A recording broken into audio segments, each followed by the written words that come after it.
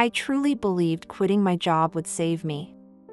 I thought once I stepped away from the deadlines, the meetings, and the constant pressure to perform, something inside me would finally soften.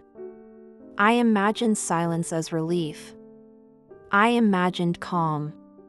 What I didn't expect was how loud everything would become when the noise stopped. Before I quit, I was unraveling in small, invisible ways. I cried in my car during lunch breaks, wiped my face, and walked back inside like nothing had happened. I woke up already tense, already behind, already exhausted. I snapped at people I genuinely cared about and then hated myself for it afterward. I kept telling myself I just needed rest, that if I could escape the chaos, I'd be okay again. So I quit. Carefully and politely. I gave notice, finished my work, smiled through exit interviews, thanked everyone, and walked away with my head held high. I told myself I was choosing a simpler life. Fewer expectations, fewer fake smiles. I pictured slow mornings, warm food, long walks, and finally having the space to figure out who I was without a job title attached to me. The first week felt unreal, like coming up for air after being underwater for too long. I cleaned things I'd ignored for years and fixed small broken stuff around the house. I went outside in the middle of the day and felt a strange mix of freedom and disbelief, like I was doing something forbidden. I slept deeply.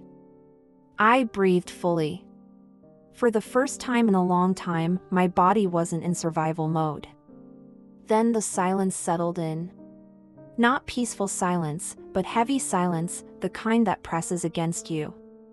Days stopped having structure. Mornings blended into afternoons, afternoons into nights. Without deadlines, time lost its shape. That's when I started to realize that rest isn't automatically peaceful just because it's quiet.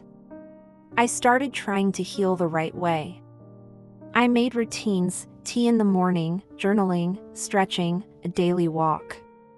It all sounded gentle and intentional, but inside, I felt like I was failing at rest. If I skipped the routine, I felt guilty. If I followed it, I felt empty. I'd sit staring at my journal, waiting to feel something meaningful, and feel nothing at all.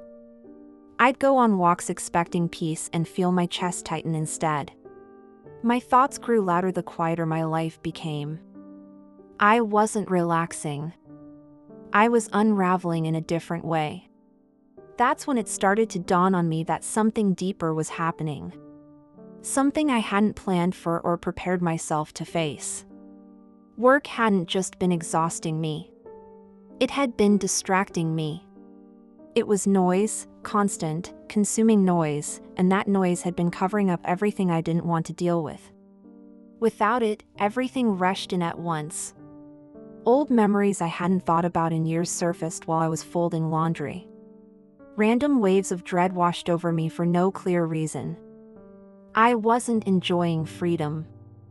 I wasn't resting. I was just sitting there by myself, and I didn't recognize who I was anymore. That's when I realized I wasn't scared of being alone.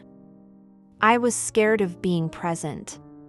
Without distractions, there was nothing buffering me from my own thoughts. No deadlines to hide behind. No emails to answer instead of feeling. People kept telling me how lucky I was. "You're living the dream," they said. I smiled because it was easier than explaining the truth. But privately, I started wondering if something was broken inside me. I had removed the chaos, yet instead of finding peace, I found how empty I felt without it. That's when I understood something painful. My calm had never been calm at all. It was just exhaustion. I had been so tired for so long that numbness felt like peace. When the exhaustion faded, everything underneath it surfaced. And I didn't know how to sit with it. I don't miss the job. I miss the structure. I miss having a reason not to feel everything all at once. I miss having my days decided for me so I didn't have to face the silence. Structure wasn't just control, it was protection. And I didn't realize how much I relied on it until it was gone. Now there's this wide, open space in my life. I don't know how to fill it without turning it into another version of the grind I escaped from. I don't want to replace one form of exhaustion with another. But I also don't know how to exist without hiding behind productivity. The quiet is still there, waiting. So I want to ask you, honestly. Have you ever realized that being busy was the only thing holding you together? And when the quiet finally arrived, what did you do when it got loud?